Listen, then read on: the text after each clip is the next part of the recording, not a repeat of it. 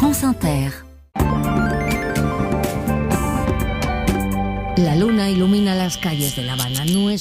Et c'est d'abord à Cuba que nous allons, Xavier, où l'électricité revient peu à peu. Après 2 jours plongés dans le noir, on parle là du 4e blackout total sur l'île en moins de 6 mois.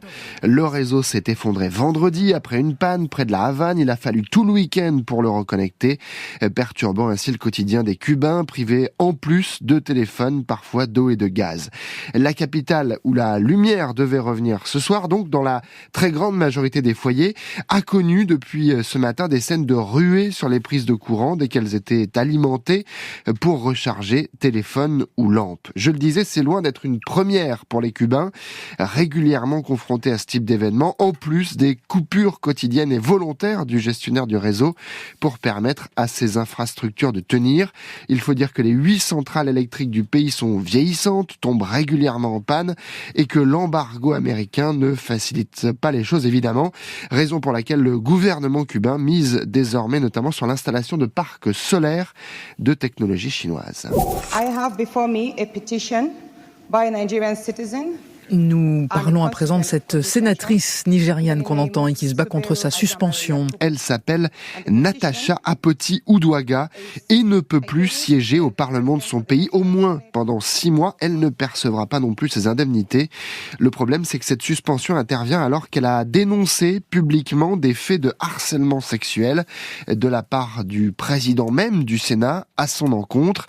Ce dernier lui aurait notamment proposé de soutenir plusieurs de ses textes si elle prenait, je cite, soin de lui. Sa situation illustre, dit Natasha Apoti, la situation des femmes dans son pays, quasiment absente de la représentation politique.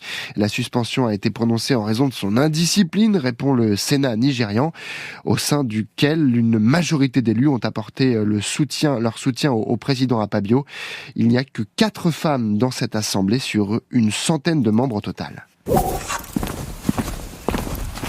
Voilà, ça grimpe fort. Nous sommes au Japon, le célèbre mont Fuji, ça se mérite. Oui, il faut désormais débourser un droit d'entrée de 4000 yens, environ 25 € pour y accéder. C'est 2 fois plus que l'été dernier. L'itinéraire de randonnée le plus populaire, le sentier Yoshida, sera de nouveau limité à 4000 personnes par jour avec réservation en ligne obligatoire. Les 3 autres sentiers d'accès au sommet seront aussi payants au même prix. Décision des autorités nippones qui ne concerne que les mois sans enneigement, de juillet à septembre. Une réponse au surtourisme qui touche d'ailleurs tout le pays, pas seulement le mont Fuji. Quasiment plus 50% de fréquentation au Japon l'an dernier.